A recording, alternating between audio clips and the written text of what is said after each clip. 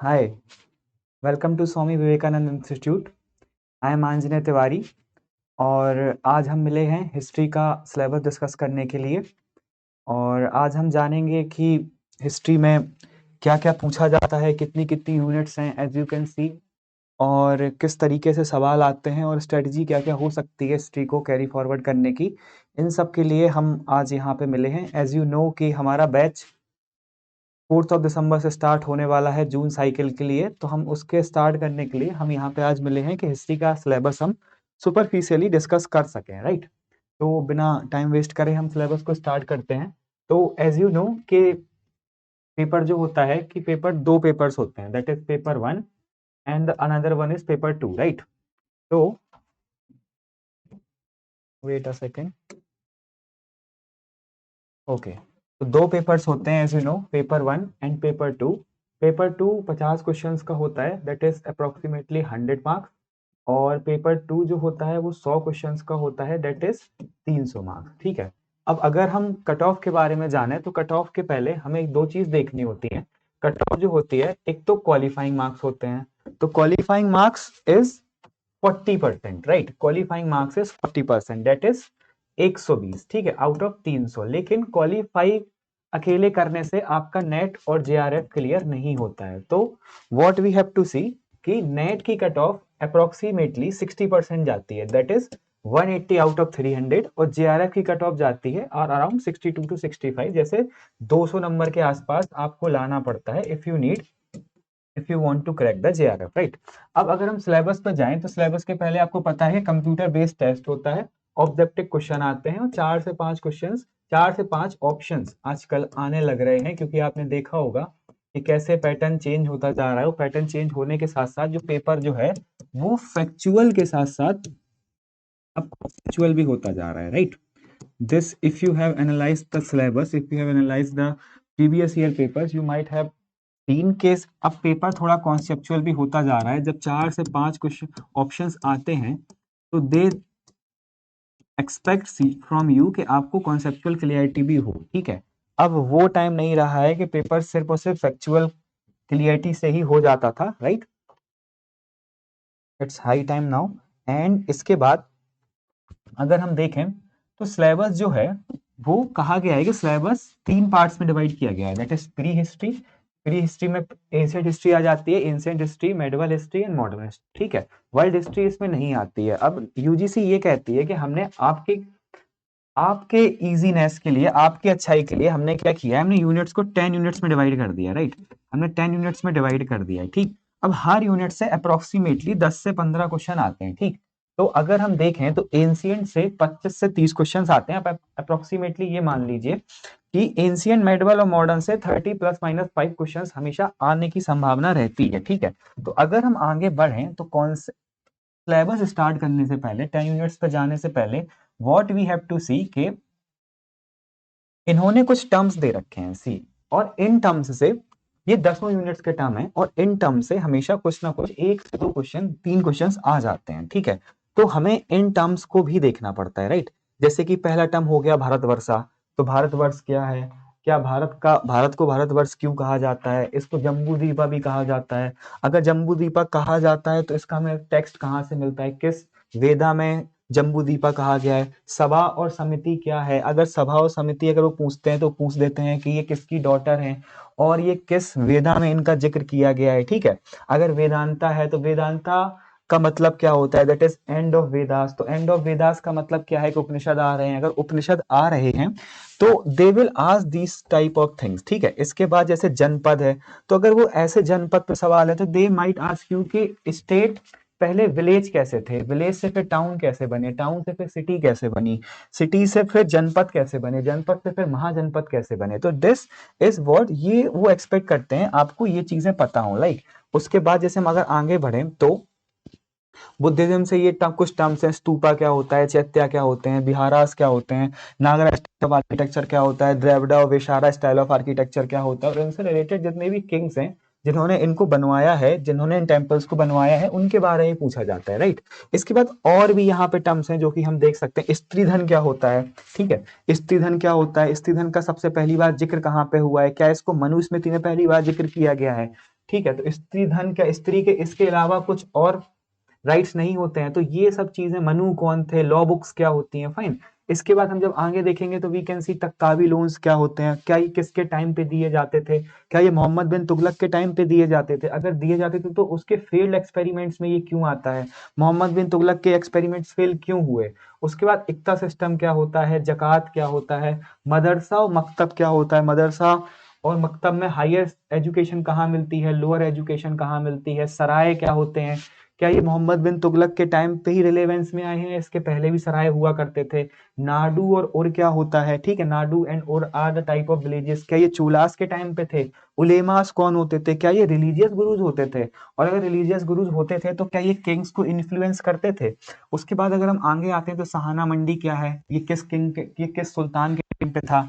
इसके बाद अगर हम आगे बढ़े तो मर्केंटिज्म की पॉलिसी क्या है, ओरिएंटलिज्म की पॉलिसी क्या है, इवेंजलिज्म की पॉलिसी क्या है। तो ये जो टर्म्स हैं, और ऑक्सीडेंटलिज्म की पॉलिसी क्या है, तो ये जो छोटे छोटे टर्म्स हैं, यूटिलिटेरियन क्या होता है, फिल्ट्रेशन थ्योरी क्या होता है, इसके बाद let's you can see evangelism क्या होता है। इसके बाद छोटी छोटी चीजें हैं कि सब्सिडरी अलायंस हो गया, किस गवर्नर जनरल के टाइम पे आया था, इससे क्या नुकसान हुए, ओरिएंटलिज्म वर्सेस ऑक्सीडेंटलिज्म हो गया, डी इंडस्ट्रियलाइजेशन एंड इंडस्ट्रियलाइजेशन हो गया।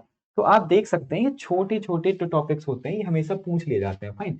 अब अगर हम यूनिट्स पे आए तो यूनिट्स में आने से पहले जो यूनिट 1, यूनिट 2 और यूनिट 3 जो है वो एंशिएंट हिस्ट्री की बात करती है, ठीक है। उसके बाद 4, 5 और 6 talks about the medieval history, और 8, 9 and 10 talks about the modern Indian history और पोस्ट इंडिपेंडेंस हिस्ट्री, राइट।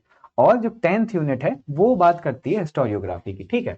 तो अगर हम इनकी चीजें अगर देखें तो इन्होंने पूछा क्या क्या गया है, तो देखो सबसे पहली चीजें तो इन्होंने स्टार्ट की है सोर्सेस। तो एज यू नो कि हिस्ट्री सोर्सेस के अलावा कुछ नहीं है, ठीक है। Everything that we read today is just because of the sources. हमारे पास सोर्सेस होते हैं, सोर्सेस कितने प्रकार के हो सकते हैं, तो sources could be literary sources, sources could be archaeological sources, right. तो अब इसमें भी अगर आर्कियोलॉजिकल और लिटरेरी सोर्सेस हैं, न्यूमिस्मेटिक्स हो गए, एक्सकेवेशन हो गया, एक्सप्लोरेशन हो गए, सारे आर्कियोलॉजिकल सोर्सेस हैं। तो इनसे सवाल आते रहते हैं। सवाल कैसे आते हैं, जैसे इंस्क्रिप्शंस हो गए, तो वो इंस्क्रिप्शन से हमेशा सवाल पूछते हैं। गुप्तास के इंस्क्रिप्शन से सवाल आ जाएगा, मौर्यास के इंस्क्रिप्शन से सवाल आ जाएगा, सतवाहनास के इंस्क्रिप्शन से आ जाएगा। अगर हम न्यूमिस्मेटिक की बात करते हैं तो जो सिक्के होते हैं उनको हम कैसे, उनसे हम कैसे रिलेवेंस फाइंड कर सकते हैं उस टाइम पीरियड का। जैसे कोई भी अगर आप एग्जाम्पल ले लो, जैसे there was a king known as Samudragupta, तो वो उनका एक जो सिक्का है उसमें वो वीणा बजा रहे हैं, ठीक है। तो इससे हमें क्या रिलेवेंस मिलता है, इससे हमें ये रिलेवेंस मिलता है कि उस टाइम पे म्यूजिक को ज्यादा प्रोमिनेंस दी जाती थी, ठीक है। अब म्यूजिक को कोई स्टेट कब प्रोमिनेंस देगा, जब वो पहले से ही सेटल्ड होगा, जब वो पहले से ही फला फूला होगा, ठीक है। अगर तुम्हारे पास पहले से दुश्मन आ रहे हैं, तुम पहले से स्टेबल नहीं हो, तो कोई म्यूजिक पे ध्यान नहीं देगा। म्यूजिक पे इंसान तभी ध्यान देता है जब उसकी और चीजें सही चल रही होती हैं। तो क्या रिलेवेंस है, क्या हम इससे ट्रेड के बारे में क्या सीखते हैं। ट्रेड का मतलब क्या हो सकता है कि मान लो अगर कोई कोई भी स्टेट है, कोई भी किंगडम है, अगर वहां पे सोने के सिक्के चल रहे हैं तो ये क्या दिखाता है कि वहां पे काफी ज्यादा प्रॉस्पेरिटी थी, राइट। अगर कहीं पे चांदी के सिक्के हैं, अगर कहीं पे किसी और चीज के सिक्के हैं, ठीक है, टोकन करेंसी है, तो ये चीजें क्या दिखा रही हैं, ठीक है। ट्रेड कैसी थी वहां पे, तो ये सब चीजें क्या है, ये हमें बताती हैं, ये हमें बताती हैं कैसे हम सोर्सेस को नेगोशिएट कर सकते हैं। उसके बाद देखिए साइट्स की बात करी गई, तो साइट्स पे काफी ज्यादा सवाल आते हैं। न्यूलिथिक साइट पे सवाल आ जाता है, और पैलेolithic साइट हो गई, मीजोलिथिक साइट हो गई, चारकोलिथिक साइट्स हो गई, मौर्यन साइट्स हो गई, ठीक है। और इवन अर्ली मेडिवल साइट्स पे भी सवाल आते हैं, उनके ईयर्स आते हैं, उनपे क्या क्या, उनमें जरूरी क्या क्या मिला हुआ है, ये सब चीजें क्या है पूछ दी जाती हैं।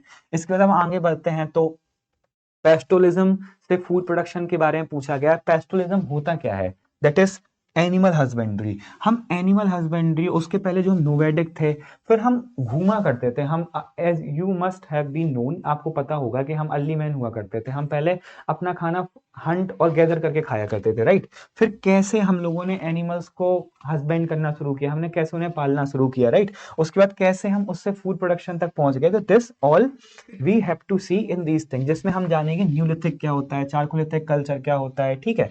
और काफी चीजें इनके बारे में जानने को हमें पता जैसे पूछी जाती है। प्री हिस्टोरिक आर्ट के बारे में पूछ दिया जाता है कि उनमें कौन कौन से कलर यूज हुए हैं, कौन सा पैटर्न यूज हुआ है, ठीक है।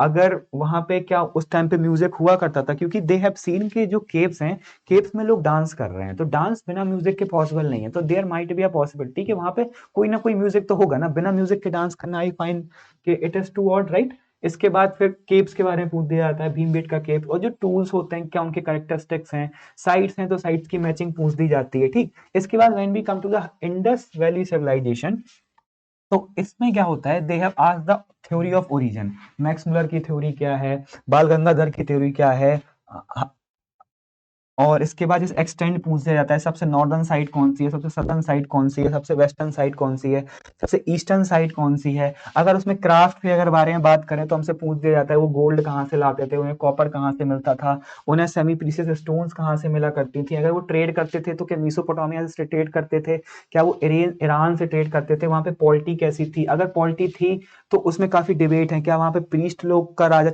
चलता था, क्या वहां पे काउंसिल ऑफ मिनिस्टर्स हुआ करते थे, क्या वहां पे बिजनेस क्लास रूल कर रही होती है, तो दिस ऑल, क्या वो थियोक्रेटिक स्टेट था, वहां की वुमेन की पोजीशन क्या थी, क्या वहां पे सती सिस्टम था, तो ये सब चीजें क्या हम उनकी लैंग्वेज को डेसिफर कर पाए हैं। तो there are more than 1600 sites, ठीक है। तो उसमें से कौन सी मेजर साइट्स है, मेजर साइट्स में फिर हमें पता करना होता है प्रीवियस ईयर पेपर से कौन कौन सी यूजीसी नेट साइट्स पूछ रहा है, राइट। इसके बाद हम वैदिक सोसाइटी पे आ जाते हैं। वैदिक सोसाइटी जो है इसमें हमें ज्यादा ध्यान देना पड़ता है क्योंकि ये काफी फैक्चुअल है, एज यू नो, ये काफी 4 वेदास आ जाते हैं, फिर उपवेदास आ जाते हैं, फिर उनके अरंक्यास आ जाते हैं, फिर उनके काफी सब सेक्शंस भी हमें देखने को मिल जाते हैं, ठीक है। उपनिषद हो गए, 108 तो उपनिषद ही हैं। अब हर एक चीज हम इतनी डीप में नहीं पढ़ सकते हैं, राइट।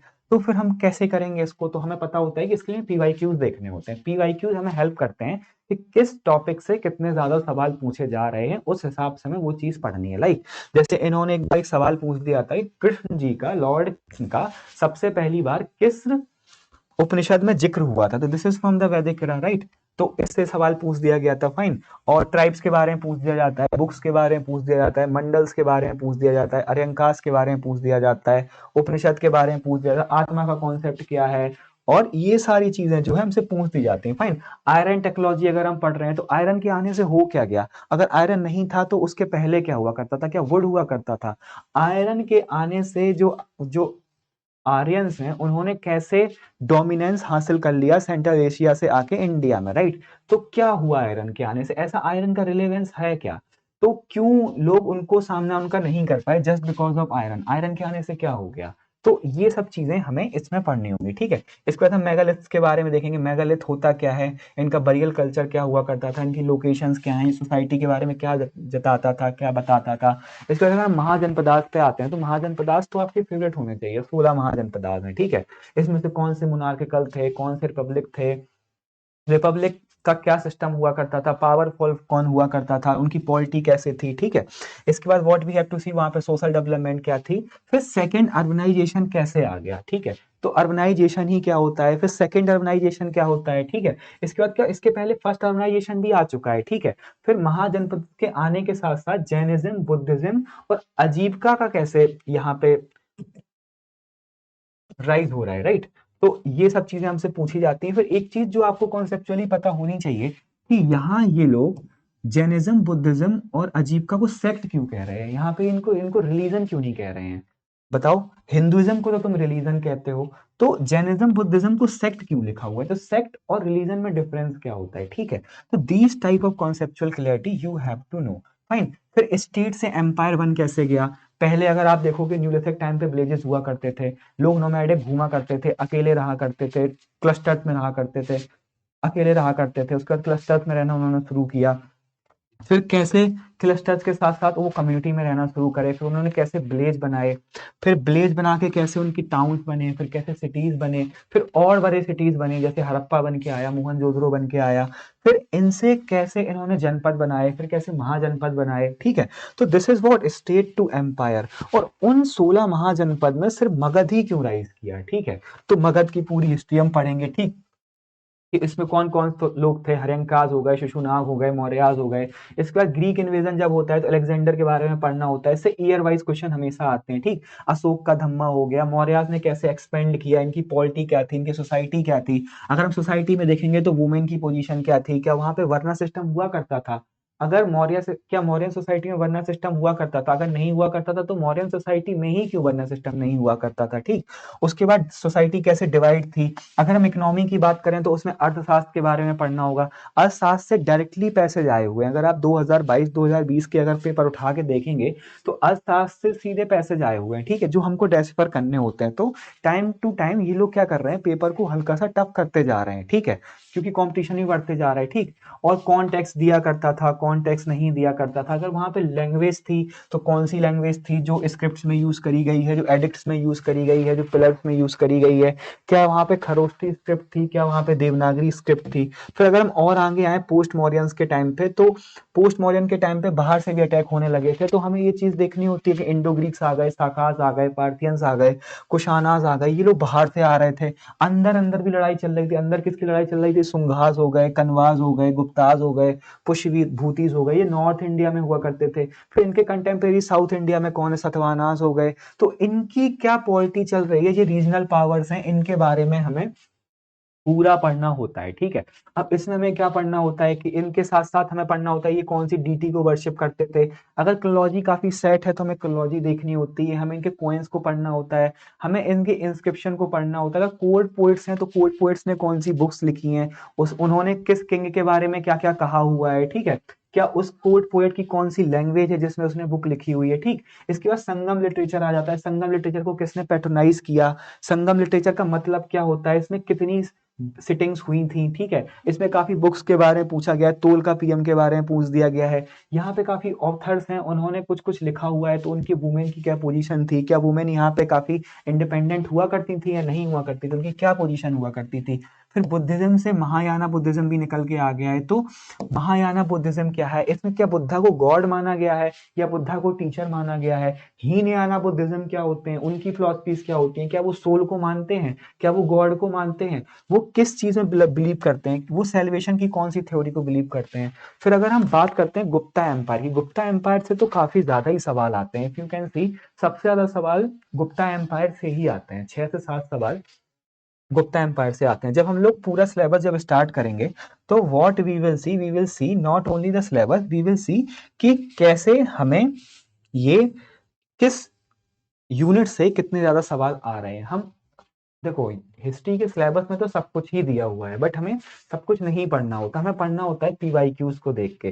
तो हम ना ही सिर्फ नेट के पीवाईक्यूज देखेंगे, हम देखेंगे साथ में सेट के पीवाईक्यूज भी हम देखेंगे, हम साथ में जेएनयू एंट्रेंस के पीवाईक्यू भी देखेंगे, हम डीयू एंट्रेंस के पीवाईक्यूज भी देख लेंगे, हम टीजीटी और पीजीटी के भी पीवाईक्यूज देख सकते हैं, हम कॉलेजेस के सीयूईटी पीजी के पीवाईक्यूज देख सकते हैं, हम यूपीएससी के पीवाईक्यू देख सकते हैं, हम सीडीएस और सीएपीएफ के पीवाईक्यूज देख सकते हैं। अगर हमने इतना कर लिया तो trust me you are done with it, ठीक है। तो इसके बाद इतना ही चाहिए होता है। फॉर द टाइमिंग हमें क्या करना होता है, सबसे पहली चीज है कि हमें सबसे पहले बेसिक्स क्लियर कर लेने होते हैं, ठीक है। आई will talk about the book list अभी सबसे एंड में, जल्दी से फिनिश करके सुपरफिशियली इसको फिनिश करके I will talk about the book list. उसके बाद आई विल टेल यू कि how you need to carry forward, right. इसके बाद अगर हम बात करते हैं पुराने हिंदुइज्म की, तो जब बुद्धिज्म और जैनिज्म आ गया तो कैसे हिंदुइज्म का रिवाइवल फिर कैसे होता है बाद में, ठीक है, उन्होंने कैसे अपने आप को रिमर्ज किया, ठीक है। तो इसके बाद और से सवाल पूछे जाते हैं कि बुद्धा को विष्णु का अवतार बताया गया, तो ये किस टेक्स्ट में बताया गया कि बुद्धा जो थे वो विष्णु का अवतार हुआ करते थे।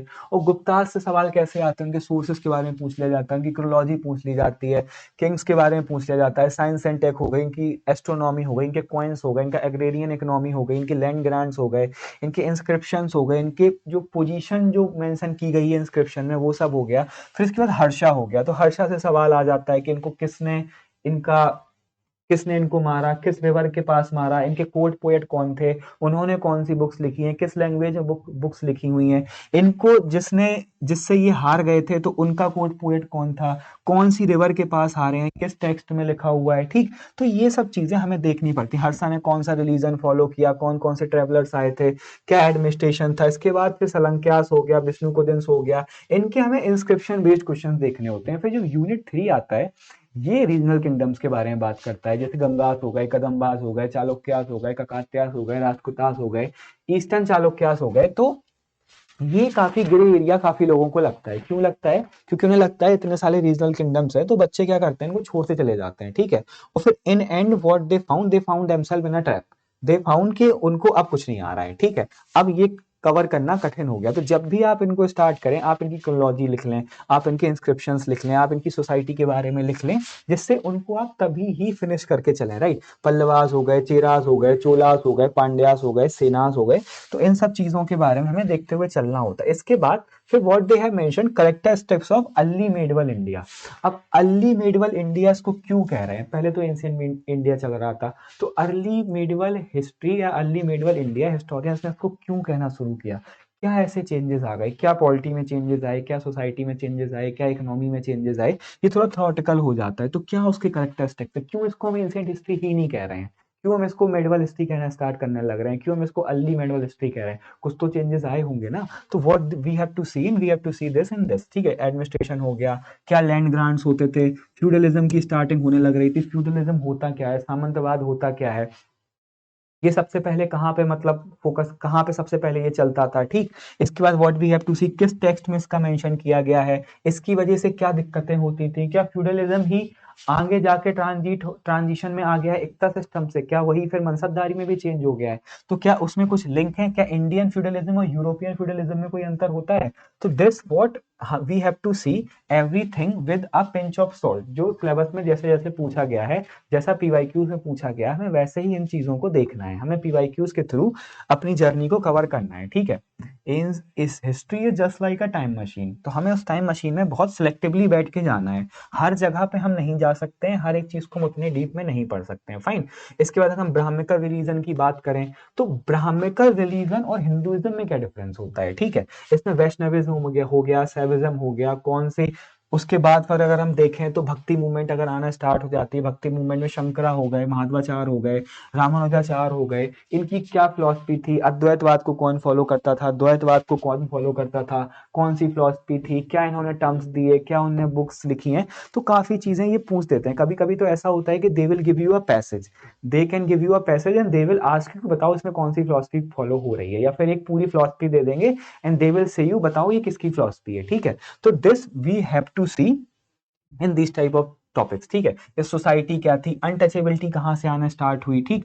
अनटचेबिलिटी के बारे में फाहियान ने क्या कहा है, तो बहुत सी ऐसी चीजें हैं जो हमें पढ़नी होती, कास्ट सिस्टम हो गया, कास्ट सिस्टम का इवोल्यूशन कैसे हुआ, बरना और चाती में डिफरेंस क्या होता है, एजुकेशनल इंस्टीट्यूट पढ़ने पड़ेंगे, पहले पढ़ाई कहाँ होती थी, क्या वो टेम्पल्स में हुआ करती थी, क्या वो मकतब्स में होती थी, क्या वो मदरसा में होती थी, ठीक है। फिर आगे जाके वो चेंज कैसे हो गई, फिर स्टेट फॉर्मेशन की काफी ज्यादा थ्योरीज पूछ दी जाती हैं, ये इंटरव्यूज में ही पूछी जाती है। जब भी आप नेट क्वालिफाई कर लेंगे, आप पीएचडी के इंटरव्यू में जाएंगे, आप असिस्टेंट प्रोफेसर के इंटरव्यू में जाएंगे, तो what you will see, they ask this type of questions in theory section as well, कि फ्यूडल मॉडल ऑफ थ्योरी क्या है, सेगमेंटरी मॉडल ऑफ थ्योरी क्या है, इंटीग्रेटिव मॉडल ऑफ थ्योरी क्या है, ये किसने दिया है। जैसे सेगमेंटरी मॉडल हो गया, वो बर्टन स्टीन ने दिया था, ये कहाँ पे फॉलो होती थी, ये विजयनगर में फॉलो होती थी। फिर हमारे यहाँ अरब्स आने लगते हैं, फिर मिडवल हिस्ट्री की शुरुआत हो जाती है, फाइन। अब अगर देखा जाए तो यूनिट 4 पे हम आ गए, अब देखना चीजें वैसे ही फिर से रिपीट होने लगेंगी। अब चीजें देखो, हमने एंशिएंट में क्या पढ़ा था, sources of ancient Indian history, अब यहाँ क्या हो गया, sources of medieval Indian history. जब हम मॉडर्न में आएंगे तो लिख के आ जाएगा sources of medieval Indian history. तो अगर आपने ऊपर की चीजें समझ ली हैं तो व्हाट यू विल अंडरस्टैंड कि वैसे ही चीजें रिपीट होंगी। तो यहाँ भी हमें क्या देखना है, मिडिवल हिस्ट्री के सोर्सेस देखने हैं। सोर्सेस कैसे होते हैं, आर्कियोलॉजिकल सोर्सेस होते हैं, इंस्क्रिप्शंस होते हैं, लिटरेरी सोर्सेस होते हैं, ठीक है। फिर ट्रेवलर्स अगर आ रहे हैं तो ट्रेवलर्स की बुक हो गई, वो कैसे किंग्स के बारे में क्या क्या बता रहे हैं, ठीक। फिर पॉलिटिकल डेवलपमेंट हो गई तो दिल्ली सल्तनत आ जाता है, ठीक है।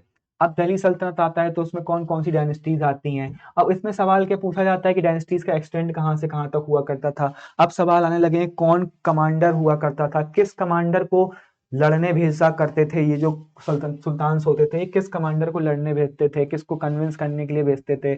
उस टाइम पे आर्किटेक्चर क्या हुआ करता था, थ्योरी ऑफ किंगशिप क्या थी, बलबन की थ्योरी ऑफ किंगशिप क्या थी, इल्तुतमिश की थ्योरी ऑफ किंगशिप क्या थी। क्योंकि देखो व्हाट आई थिंक इज कि तुम जब पेपर देने जाओगे तो तुम्हें 100 के 100 सवाल कभी नहीं मिलेंगे पेपर में जो तुम्हें आते होंगे, right. What you have to do, तुम्हें सवाल इनडायरेक्ट निकालने भी आने चाहिए। तो अगर तुम सिर्फ फैक्ट्स और फैक्ट्स ही रट के जाओगे तो व्हाट आई हैव अंडरस्टूड कि उससे पेपर नहीं होगा, राइट। तो तुम्हें कॉन्सेप्ट्स भी तुम्हारे क्लियर होने चाहिए, नॉट ओनली कॉन्सेप्ट, तुम्हें क्या करना होता है, तुम्हें पेपर 1 पे भी कमांड करनी होती है कि तुम्हें नेट निकालना है। यहाँ ऐसा नहीं होता कि तुम, बच्चे क्या करते हैं कि पूरे टाइम पेपर 2 पे ध्यान देते रहते हो, जब पेपर 1 आता है तो व्हाट दे डू, ये इसको आखिरी में करने की कोशिश करते हैं। But what you have to realise is कि पेपर 1 ही तुम्हें जेआरएफ और नेट क्वालिफाई कराएगा, उसके बिना चीजें पॉसिबल थोड़ी हार्ड हो जाती है। फाइन। इसके बाद अगर हम आगे बढ़े तो मुगल एम्पायर हो गया। मुगल एम्पायर भी सेम टाइप के सवाल पूछे जाते हैं। अगर अच्छा हम आपसे एक सवाल पूछे, अगर आप चाहें तो आप इसका कमेंट सेक्शन में रिप्लाई दे सकते हैं, जो लोग इतने आगे तक इसको सुन रहे हैं, कि दिल्ली सल्तनत में जो किंग्स हुआ करते थे उनको सुल्तान क्यों कहते थे, और जो मुगल एम्पायर है उसमें जो किंग्स हैं उन्हें बादशाह क्यों कहते थे? वाई सुल्तान, वाई बादशाह? तो if you know this answer you can always reply, otherwise search it and try to answer me. उसके बाद फिर लेटर मुगल्स आ जाते हैं, मुगल्स कैसे डिसइंटीग्रेट होते हैं, फिर कौन से फॉरेन इन्वेजन्स होते हैं, फिर विजयनगर और बहामनी एम्पायर आ जाता है। तो विजयनगर और बहामनी एम्पायर में हमें क्या देखना होता है कि ये कहाँ पर प्रिवलेंट हुआ करते थे, ये क्यों लड़ाई करा करते थे, विजयनगर और बहामनी किंगडम क्यों लड़ाई करते थे, किस दुआब पे लड़ाई करते थे, इनकी सोसाइटी कैसी थी, इनके सोर्सेज क्या थे, किस तरीके की पेंटिंग्स थी, कैसे किंग्स थे इनके, क्या इनका एडमिनिस्ट्रेशन हुआ करता था। ठीक है, कि जो फॉरेन ट्रैवलर्स आया करते थे तो उन फॉरेन ट्रैवलर्स ने इनके बारे में क्या लिखा है, उन्होंने उनकी वुमेन की सोसाइटी के बारे में क्या लिखा है, क्या उस टाइम की वुमेन हॉर्स राइडिंग करती थी, क्या उस टाइम की वुमेन पेंटिंग किया करती थी, क्या उस टाइम की वुमेन बॉक्सिंग किया करती थी, क्या उस टाइम की वुमेन बॉडीगार्ड भी हुआ करती थी किंग्स के। तो ये किसने लिखा है, क्या वहां पे विजयनगर एम्पायर में डायमंड्स भी पाए जाते थे? ठीक। और बहुत सी ऐसी चीजें होती हैं जो यहाँ पे हर एक चीज डिस्कस करना थोड़ा सा कठिन हो जाता है, इसलिए हम थोड़ा सुपरफिशियली डिस्कस कर रहे हैं। फिर मराठास के बारे में बात करेंगे, जिसमें हम शिवाजी के बारे में बात करेंगे, पेशवा के बारे में बात करेंगे, पेशवा का जो रोल है वो कैसे धीरे धीरे इंपॉर्टेंट होता जाता है, सिग्निफिकेंट होता जाता है। मुगल और मराठा रिलेशंस के बारे में बात करेंगे। कॉन्फेडरेसी का मतलब क्या होता है? दे हैव ऑलवेज सेड कि कॉन्फेडरेसी है, तो मराठा कॉन्फेडरेसी का मतलब ही क्या होता है? फिर एडमिनिस्ट्रेशन में हमें देखना होता है, टर्म्स हो गए जैसे लैंड रेवेन्यू टर्म हो गए, डिपार्टमेंट के टर्म हो गए। ठीक है, तो ये सब चीजें हमें देखनी होती हैं। शेर शाह के बारे में देखना होता है कि इन्होंने क्या रिफॉर्म किए, क्या इनका आर्किटेक्चर था, मनसबदारी जागीरदारी में क्या डिफरेंस होता है। तो इसमें थ्योरेटिकल और वन लाइनर क्वेश्चन भी आ जाते हैं आपकी अंडरस्टैंडिंग चेक करने के लिए।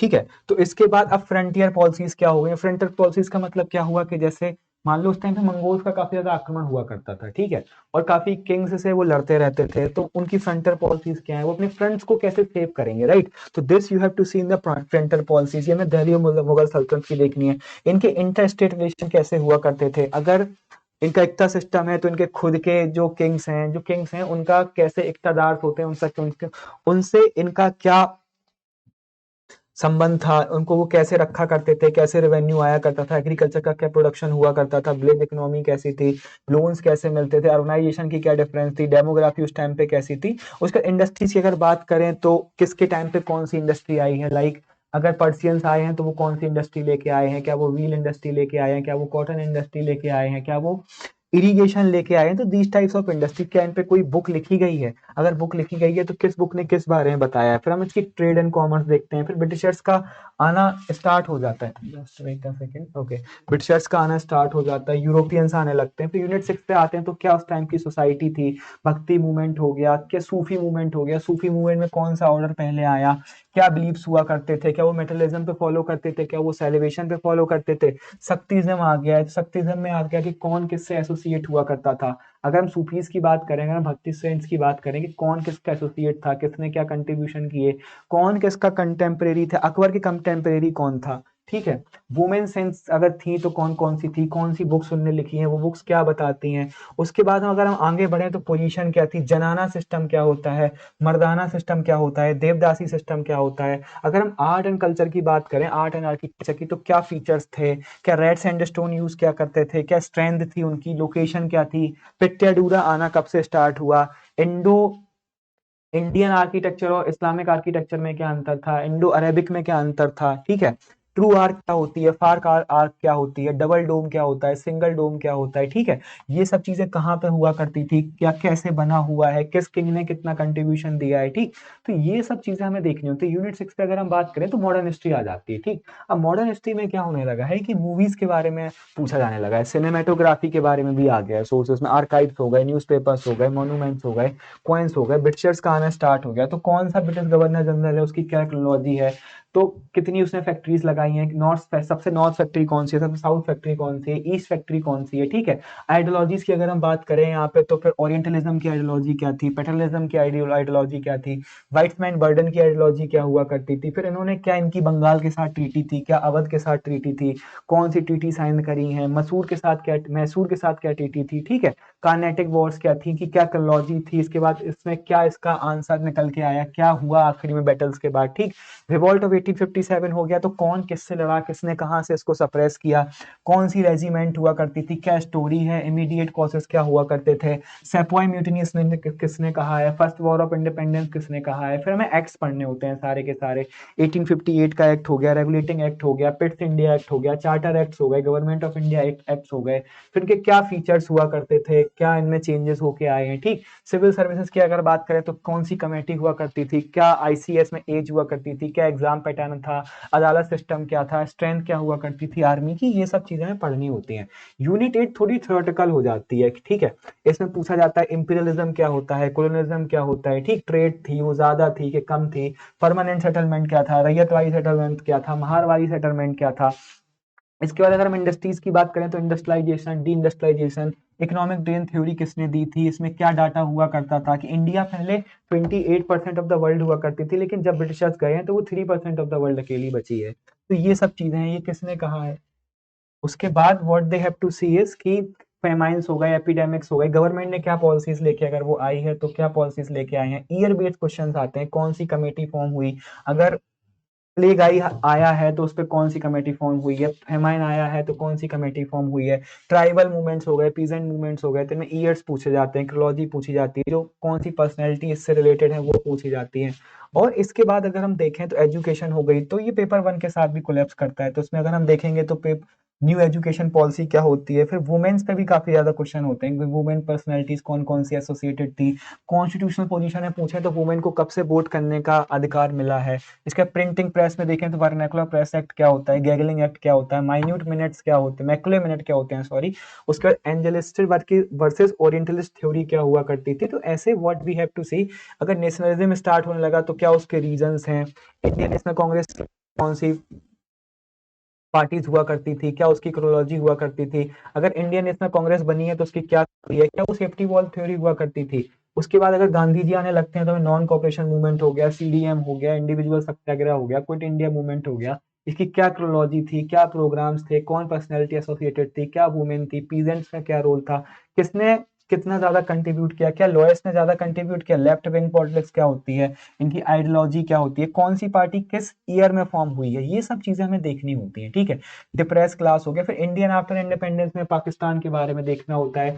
अगर हम प्रिंसली स्टेट के साथ अगर, तो प्रिंसेस का नाम क्या हुआ करता था, किसने स्टैंड स्टिल एग्रीमेंट साइन किया, फिर बी आर अम्बेडकर हो गए। तो ये सब चीजें हमें इसमें देखनी होती है। लिंग्विस्टिक रीऑर्गेनाइजेशन में हम पढ़ते हैं धार कमीशन क्या होता है, जेबीपी कमीशन क्या होता है, फजल अली कमीशन क्या होता है, ठीक। इसके बाद जो हम अगर आखिरी में देखें तो सबसे लास्ट यूनिट जो है वो यूनिट 10 है। इससे मोस्टली थियोरेटिकल क्वेश्चन आते हैं कि हिस्ट्री होती क्या है, हिस्ट्री को लिखा कैसे जाता है, ठीक है। हिस्ट्री को पढ़ने की जरूरत ही क्या है, प्राइमरी सोर्सेज क्या होते हैं, सेकेंडरी सोर्सेज क्या है, हिस्ट्री का स्कोप क्या है, क्या हिस्ट्री सोशल के अंदर आती है, हिस्ट्री साइंसेस के अंदर आती है, ठीक है। इसको हिस्ट्री के बाद पढ़ने के तरीके क्या क्या है, क्या क्या ट्रेंड्स हैं, क्या इसकी अप्रोचेस हैं, क्या इसकी मार्क्सिस्ट अप्रोच है, क्या इसकी सबल्टन अप्रोच है, क्या इसकी इंपीरियलिस्टिक अप्रोच है, क्या इसकी ओरिएंटलिस्ट अप्रोच है, ठीक है।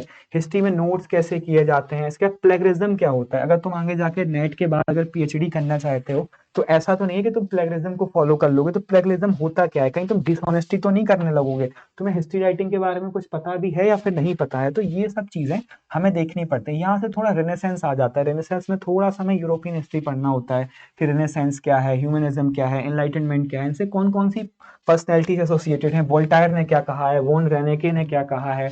इसके बाद उस्पार्ड स्पेंगलर ने क्या कहा है, इनकी क्या थ्योरी हुआ करती थी, इनने क्या बुक्स लिखी हैं। तो इस पे ऐसा ऐसा रीजनिंग के सवाल आते हैं। पोस्ट मॉडर्निज्म हो गया। तो ये सब चीजें जो होती हैं ये हमें पढ़नी होती हैं, ठीक है।